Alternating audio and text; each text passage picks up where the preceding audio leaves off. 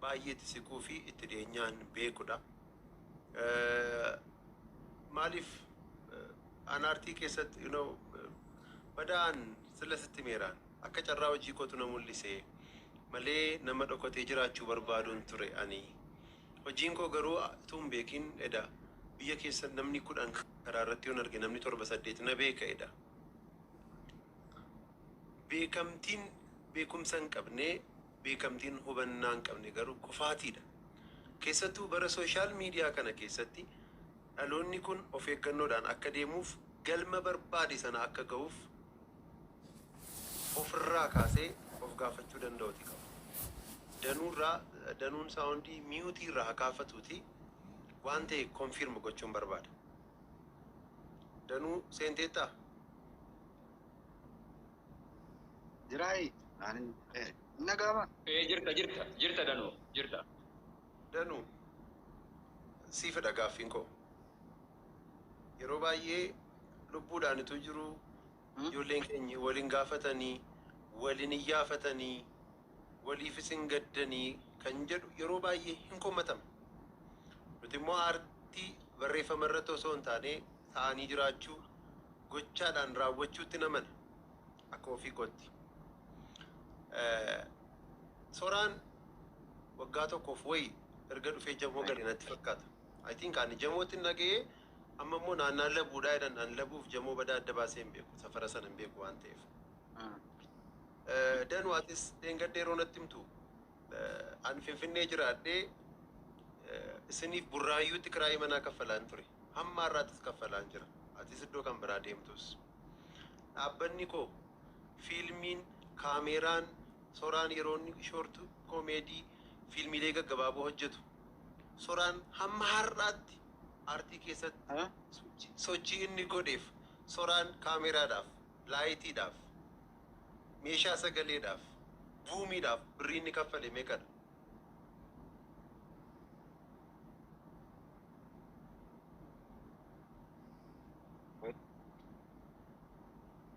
Danuu nagama? Danuu dhaggeeffachaa. Neetworkiin isaa diimaa ibsee jira garuu. Danuu.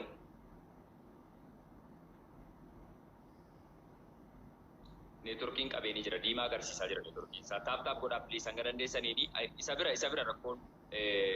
Danuu amma nu dhaggeeffachaa jirtaa? Na rakkisaara neetworkiitu amma baay'ee kutaa ture garuu sagalee kumsaa. Okay. Ayyammarra irra siif adeemu dhaggeeffadhu bira deebi'i. Soraan yeroo lubbuudhaan jirutti wabii fi ragaansi caalu hin jiru. Buraayyuutti mana ani Finfinnee taa'e anis Buraayyuu maaliif akka hin gadhiise sirriitti beektaati. Ni maddu'an sooshaal miidiyaa irratti. Egalee Buraayyuu maaliif akka hin gadhiise beekta. Buraayyuu ani gadhiisee birrii kiraayii manaa achitti kaffalaa Soraan aartii, koomeedii, fiilmii adda addaa jalqabee hamma har'aatti Soraan waraabbii fiilmiidhaaf, meeshaa sagaleedhaaf, laayitiidhaaf, buumii, zuumarii, kaameeraa maarka foorii lamaan sanaaf hamma har'aatti birrii inni kaffale meeqadhaa birriin jira? Isa dhugaa dubbachuuf anis dhufee hojjechaa ture. Mana obboleessa keenya alattiyyuu ijoollee baay'ee jira jechuudha mana kee. Kan garuu kiraayee kaffaltee bakka lamatti akkas hojjechiiftus dhugaataa dubbannaa. Waan biraa hafu nama kaameraa lama nutti kireesse miti nama saawundii tokko nutti kireesse fakkaatu. Nutti kireessuun nuti kireellee hin fayyadamne jechuudha. Guyyaa tokko dawwalee eessa keessan akkasidhaa kaameraan eessa jiraa maal jedheellee hin beeku osuma dhugumaa akka garaa keenya fudhannee deemna garuu iddootti waraabuudhaaf iddootti nu rakkisu haala namootatu nu dhorkaa irraan kanaaf waa'ee kaameraa waa'ee maalii maal guyyaa tokko dhugaa rabbiin nu gaafateellee hin beeku gaafachuu miti kaameraan mana jiraa maal jedhamu guyyaa tokko dawwalee isaa gaafatu nagarreen waan an uffata isaa uffadhe guyyaa lama uffadhee ittiin hojjechaa guyyaa yeroo lama marsaa lama uffadhee ittiin hojjedha jechuudha uffata kan kumsaa akka mana keenyaatti keessa deemnee jechuudha. Soraan jaakeettii gurraacha inni uffatee kootii inni gurraachi inni uffatee sooshaal miidiyaa irra deemu kana eeyudha. Nan beeka dhugaa rabbii mana keessan akka mana keenya sana akkuma kan keenyaatti fayyadamaa ture. Maammee maaliifin kana sii kaasee beektaa? Amma har'aatti dubbadheen beeku beektaan. Amma har'aatti maddeen beeku. Danuunis Soraanis hundi isaanii hamma har'aatti birrii 100 tuun kaffaliin kaameeraa meeshaa maarka 42 kunoo gaboonsaan jira gatiisaa beeka. Birrii tokkotu hin kaffalin amma lubbuun jirutti kiraayii manaatu hin kaffalin. Sabee namni Oromoon lubbuudhaanitu jiru inni mannu beektaa maal godha? Aartii jechuun of kennuudha. Kennuu caala of kennuu gaafata.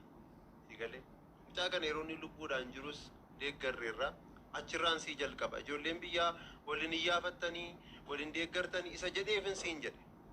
Kaameeraa tokkoonsaa guyyaatti birrii 500 kireeffama tokkoonsaa.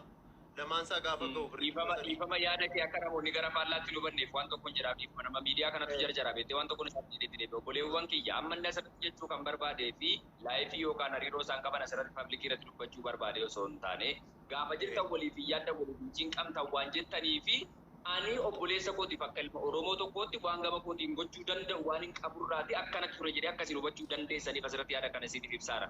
Malee paablikii irratti kana dubbachuu inni nama isin gorsu malee nama isinirraa gorsa barbaadu hin beektu nama kana jechuudha akkasitti. Danuunis jira beektaa. Amma mucaan kun dhufee gara danuutti siin deebi'aa lidataatti gaaf tokko dhufee na arge kumsaa akkas akkasidha hojjechuu nan barbaada.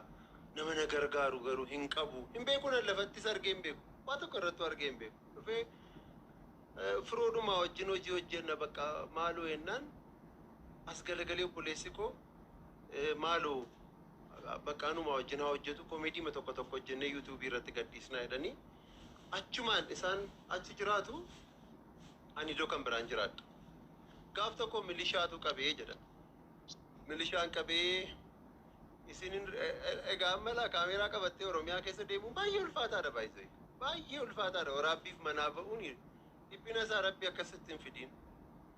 Gaaficha maal godhee naa bilbile obboleessi koo 4 ta'anii hidhamanii danuu beekuu dandeessa. 4 ta'anii hidhamanii galagalee naa bilbilanii har'a qabamuu keenyadhaa jedhan. Qabamuu keenyadhaa jennaan maal taataniin jedheen. Keessattuu soraadhaanii si beekaa. Waan hin tattaane hojjeta taanaan of eeggadhu jedhee darbe sa'aatii 3-4 hidhamanii ka'anii of buruma tursuudha poolisootaan akkas tursaniidhuma hin gadhiisanii soraan kanumaan gadhiiseetu jamootti galee jedhan. Ani jamoo galee wajjin akka inni jiraatu danuutu amma dubbate sii galeera. Soraan ergasii immoo guyyaa tokko giddugala aadaa Oromootti immoo fagootti argeera. Totaalii kanaafan guyyaa 4 jedhee malee meebi guyyaan lafatti argee guyyaa 3 yookaan amma kana ta'uu danda'a. Eeggadda immoo torbeen keenyi boriidha amma kamisa boriidha waa'ee iddoo isaatti sii deebi'uu fi an galgala isaas namni dhagee hin jiru ganama sa'aatii 5 walakkaa yeroo ta'u istuudiyoo jira Soonaan istuudiyoo kan jedhamu Dasaalii Magarsaa gurbaa jedhamu tokko biran gullallee dhaqee sadaffaa gamoo darbii sadaffaa irra gaafan ga'u mucaan beekaa Saamu'eel jedhamu tokko fiigaa dhufe. Kan soraa dhageessee dhuftee naan jedhe. Maal ta'e soraaniin jedhee. Soraaniin boqotee naan jedhe. Soraamoo hin jedhee neen obboleessa koof gaafan bilbiluu bilbilli isaa biizii jedha. Ammas istuudiyoo dhiiseen beekaan iddoon hojii dhufe dhiiseen fiigaan konkolaataa nam fiigee miti Paawuloosiin gaafa geenyu hiriyaan koo tokko jira dooktarri tokko. An beektaa nama akkas nama du'ee maal nan sodaadha beektaa akkas ilaaluu dhaga'u nan sodaadha. Gaafa nama ijoolleen bo'aa jiru. Hiriyaan koo dooktara wajjin deemnee Paawuloos keessa galee obboleessa godhan arge. Dhaabatee bo'aa maal ta'e akkasidha. I think danuun achi jirta yeroo dhufe. Danuun iyyuu achi jira na dursee achi ga'eera. Naannaa sa'aatii 5 walakkaadha. Amanuu hin dandeenye. Feesbuukii irratti ba'een uummannis dhufee akka gaafatuuf Feesbuukii irratti poost godhe. Kun yoomiidha sa'aatii 5 walakkaa. Mucaan Latii Caalii jedhamus jira. Achi siqee gaafa ilaalu Efreem Hambisaa lalisaa Mitikkuu ijoollee isin sooshaal miidiyaa irratti beektan ijoolleen kitaaba barreessan ijoolleen muuziqaa qaban nan arge. Amanuuf baay'ee natti ulfaate. Feesbuukii korratti hospitaala Paawuloositti koottaa kan jedhudha. Warri ammas amanuuf hin ulfaataa maaliif akka inni du'e hin beekamu hiriyoota isaatti siqeen gaafadhe eeyyuu fa'aa wajjin jiraata mucaan kun jedheen gaafadhe. naani obboleettii isaa wajjin jiraataa jedhan obboleettii qaba moo hin jedhee gaafadhe. Obboleettii qabaa jedhan maal ta'e shaaworii keessatti kufe. Shaaworii keessatti kan kufu dargaggeessa jaarsa waggaa 70 moo 80 seete shaaworii keessatti kufee kan jettee dubbattu gurbicha ija keessan ilaalee beektaa.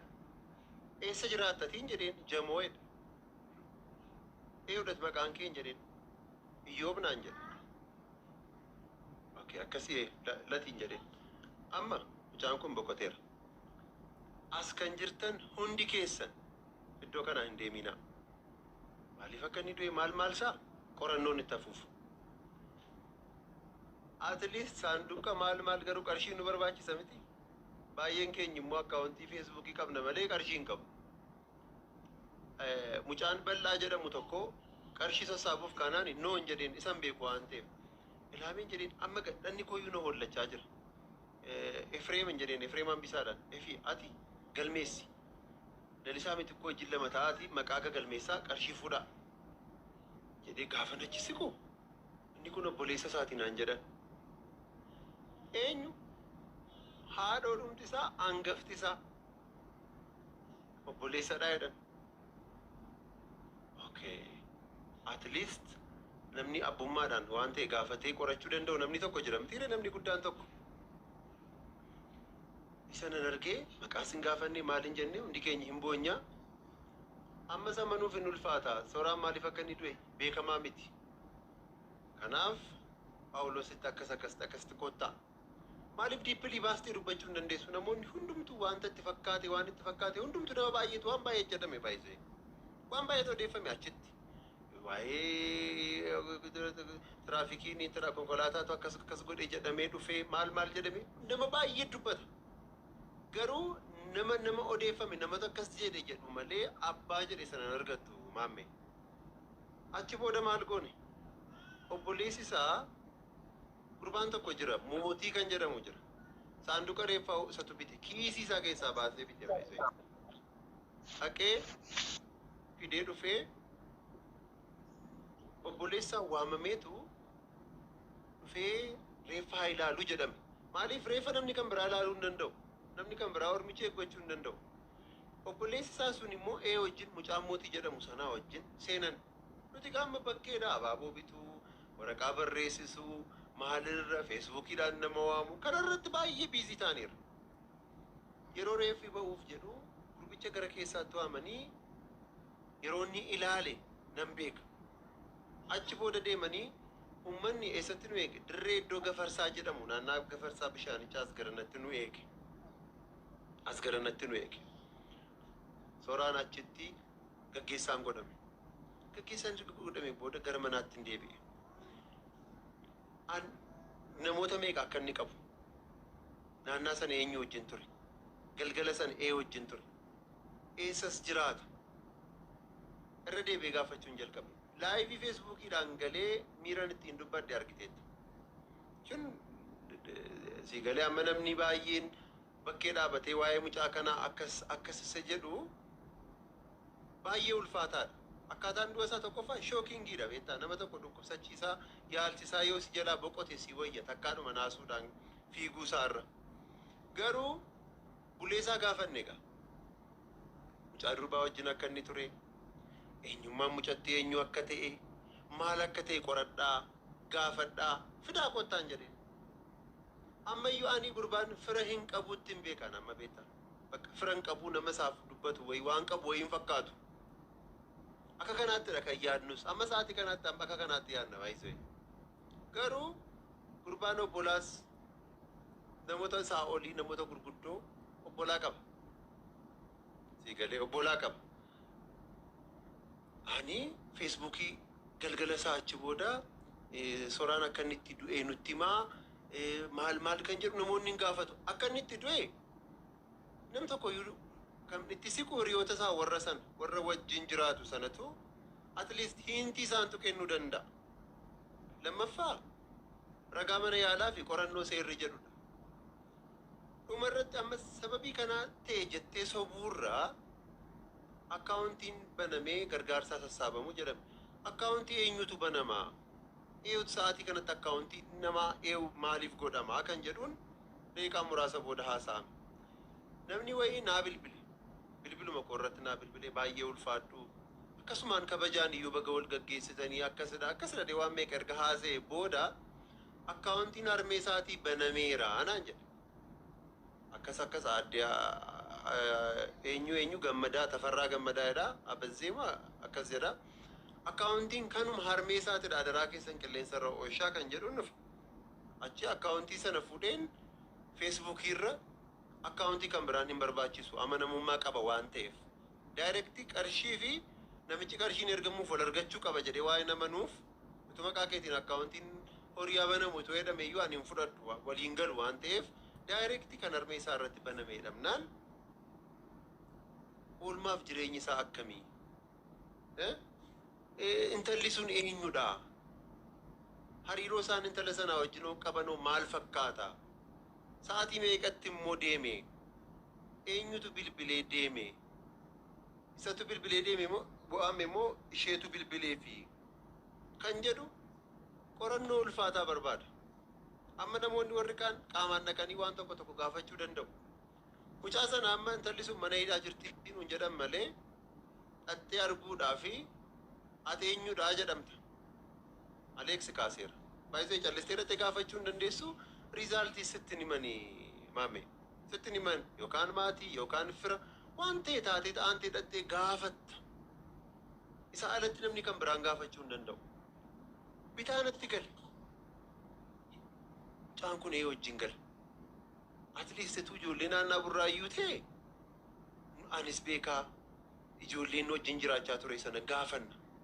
Amma kan inni galu faallaa burraayyuu jamoodha. Kan inni hin jiraata jedhani obboleettii isaa wajjinidha. So akkam goone eenyuun gaafannaa kan jedhu baay'ee bitaanatti gali. So eenyuuf hin bilbilee obbolaansaa lamadhaa jedhan. Obboleessi inni tokko as jiraata Finfinnee jiraata. Inni lammaffaanis inni hangafa soraadha. So kamisa inni hin boqote jimaata bulee sanbata xiqqaa gaafan bilbiluu fi shanan baaseen dhufaa jedhe. Atliist akka aadaa Oromootti guyyaa shanan mareeffi guyyaa shan turutti firri maatiin aantiin hin socho'uu jedhama. Inni lammaffaa salganidha sirriitti kan baafachuu qabdu. Achi booda guyyaa shanan isaa xumuree kaleessa ganama harri roobiidha kaleessi kibxatadha. Kaleessa ganama gaaficha waa'ee reeffichaa waraanamuuf dhiisuusaa cuubeedhaan isa ta'u shugguxiidhaan isa ta'u wasfeedhaan isa ta'u qoricha nyaachisan isa ta'u hudhanii ajjeesan isa ta'u ifatti qorannoo kana irratti kan dubbachuu danda'u reeffa isaas kan arge haadhoo isaa obboleessa isaa alatti namni kan biraan dubbachuuf hin ulfaata. Miti maamme? Namni mallatteessee achi keessaa reeffa isaa baase kan qullaasaatti soraa cheekgodhees obboleessi isaa guddataa abdataa jedhamu jira lakka. Digalee. Kaleessa gurbaa kana argannee ana jedhi, latii jedhi, Efreem Hambisaa, Lalisaa Mitikuu, Firaa'ol namoota ja'a taanee waamnee teessisnee akkaataa du'a obboleessa ka'ee uummataaf ifa godhe. Reeffa kan argisi qofaadha. Erga inni ajjeefame kan argisi qofaadha. Kana ifa godhe. Riizaaltiin maal fakkaata isa jedhus qorattee gaafattee dhugaa jiru uummataafis hunda caalaa immoo haadhoo kee waan ta'eef yoommoo wanti addaa wanti kan biraan jiraate kan gumaa baasuuf dirqamni irra jirus jalqaba irratti siidha. Ittaansitee uummata waan mattaan jedheen. Mitiire? Kanaaf kottuuti uummataaf ifa godhe. Akkaataa inni itti du'e gaafadhu. Akkaataa inni itti du'e dubbadhu. Intala sana dhaqi barbaadiiti argi. Akka inni dhufe akka dhufeen fiigee dhufeetu na arge. Baay'een nama arfan jira viidiyoon isaas ni waraabameera baay'ee. Interviyuu kana booda interview kana booda akka inni gadhiifamu barbaade baay'ee ani har'a akka inni kana ta'u kanaaf hin barbaade. Maaliifi tokkoffaa riizaaltii bira nuti ga'uu hin dandeenyu. Nuti karaarraa deemnee itti gorre. Sigalee nama lubbuudhaan jiru yeroo sana si beeknaa jenneeni har'a munuun argu jennee garaa jabaannee akka warra kaanii naanna'uurra. Tarii immoo akka namoota baay'ee immoo manumatti hafuu filachuurra at least reeffa ofii gaggeessanii dhaqanii arganii waan ture sana hawaasaan ga'uun waan gaariidha kan jedhuun dhanne malee ituu namni hamma kana waan argitan nutti himaa nuun jedhatee immaa namni baay'een manaan ba'u barmaamme maal hojii manaa ba'a. Hundumtuu mana taa'ee ilaaluu barbaada ka riizaaltii isaa. Sigalee garuu anamma mucaan kunii akkasidha. Ituu waraanamiin du'e ituun jedhes mucaan kun waraanamee du'e ituun jedhes anarraa amanamummaan an maal saatire. An namni gurbaa kana guyyaa 3 guyyaa 4 iyyuu qaamaan hin agarre an eenyudha bakka bu'ee dubbachuudhaaf danuun eenyudha bakka bu'ee akka hiriyaattidha danuun kan inni wantoota beekurraa dubbata malee sigalee qorannoo kana diippilii itti gaafatamummaan obboloonni isaa gurguddoon jiru. Sigalee isaa wajjin immoo viidiyoo haasofneerra. Viidiyoo kanaan amma har'aa kaasee maalirra ga'a inni jedhu uummannis fooloo gochuu waan qabuuf viidiyoo sanaan amma gadhiisee akka du'eet gootanii uummata biraan geessanuufidha viidiyicha kanan isuun gadhiisiin dura atliist garuu akkaawuntiin kun kan koo waan ta'eef kumsaan maaliif immoo feesbuukii irratti hin gadhiisne yoo jedhame akkaawuntii harmee soraa sana achirratti upload godheef kuni community guideline keenya wajjin miisool godhaa. Kanaaf akkaawuntii kana asirratti baasuun qabdu jedhee feesbuukiin na adabe. Kanaaf atliist anumadha viidiyoo kan gadhiisu anumadha. Wanti nuti beeknu wanti maatiin beekan kana fakkaata.